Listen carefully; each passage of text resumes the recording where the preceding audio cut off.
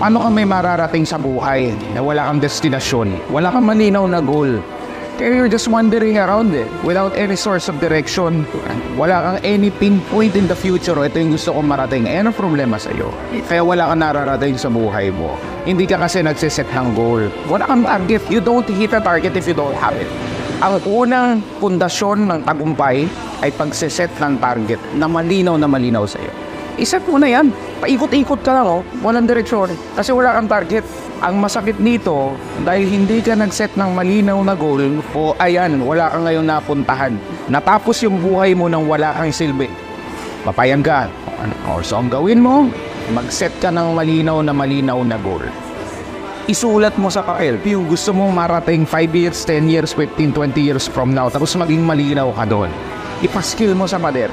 Kasi ayan ang susi para meron kang tunay na mapuntahan is kung meron kang tunay na direction.